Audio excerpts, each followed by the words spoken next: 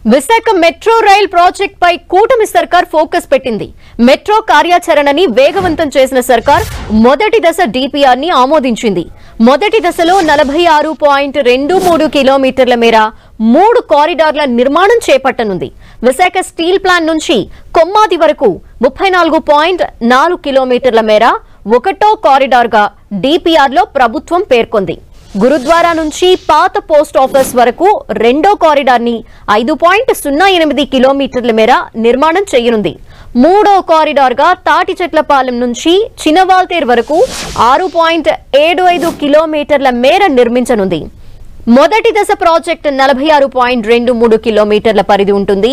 ఇందులో steel plant, Kommadi, gurdwara, పాత post office, Thatichetlapalem, Chinawaltair మార్గాల్లో 3 కారిడార్లు ఉంటాయి. వీటి మధ్య మొత్తంగా 42 రైల్వే స్టేషన్స్ రానున్నాయి. ఇందుకు 11,498 కోట్లు ఖర్చవుతుందని అంచనా. మొదటి దశలో స్టీల్ ప్లాంట్, కొమ్మాది మధ్య మొత్తం 29 స్టేషన్లు ఉండనున్నాయి. మొదటి కారిడార్లో steel plant Vadlapudi, Srinagar, Chinagantyada, Gajuwaka, Autonagar, BHPV, Sheelanagar, విమానాశ్రయం, కాకానీనగర్, ఎనేరి, మాధవదార, మురళీనగర్, ప్రభుత్వ polytechnic, Kancharapalem, Tatichetlapalem, Akkayyapalem, Gurudwara, Maddilapalem, MVP colony, Venkojipalem, Hanumanthuvaka, Adarsh Nagar, zoo park, Endada, cricket stadium, Shilparamam, Madhurawada, Kommadi ఉన్నాయి.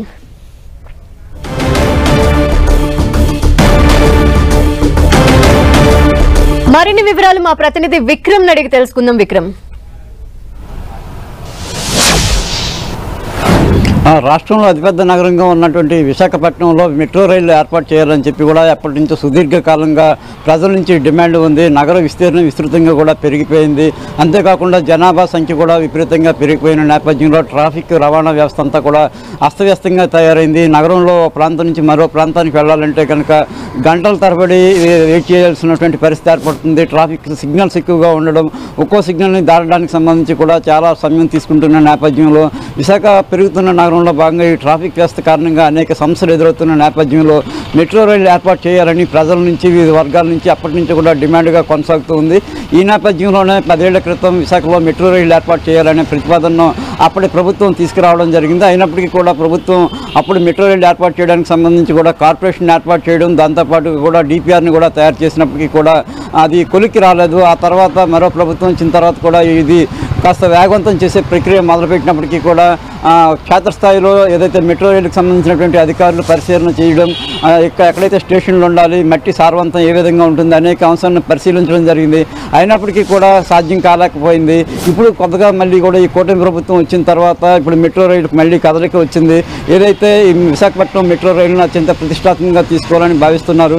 ప్రభుత్వం విశాఖను ఆర్థిక నగరంగా అభివృద్ధి చేయాలని చెప్పి భావిస్తున్న నేపథ్యంలో రవాణా వ్యవస్థ మధ్యంతా మెరుగ్గా ఉండాల్సిన అవసరం ఉంటుంది.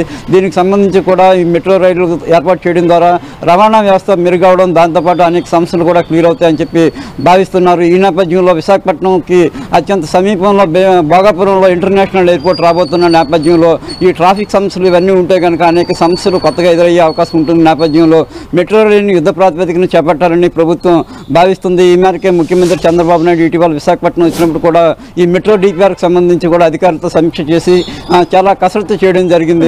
ఈ నేపథ్యంలో స్టీల్ ప్లాంట్ దగ్గర నుంచి కూడా కొమ్మాది వరకు తొలి దశలో ఒక మెట్రో ఇప్పుడే ప్రభుత్వం దీనికి సంబంధించి కూడా గ్రీన్ సిగ్నల్ ఇచ్చిన నేపథ్యంలో ప్రభుత్వం దీనికి సంబంధించి మెట్రో రైల్ ప్రాజెక్టుకు సంబంధించి కేంద్ర ప్రభుత్వ నిధులు కేటాయించాల్సి ఉంటుంది. కేంద్ర ప్రభుత్వం దీనికి సంబంధించిన నిధులు కేటాయిస్తూ కూడా నిధులు విడుదల చేసిన వెంటనే కూడా దీని తాలూకా ప్రక్రియ మొదలవుతుంది. గతంలోనే ఎక్కడైతే స్టేషన్లు ఉండాలి, అదేవిధంగా ఎక్కడెక్కడ ఈ మెట్రో ఎక్కడి నుంచి ఇటు నడపాలి అనే దానికి సంబంధించి కూడా పూర్తిగా కసరత్తు చేసి సమగ్ర సమాచారం ప్రభుత్వం దగ్గర ఉండడం ఉంది.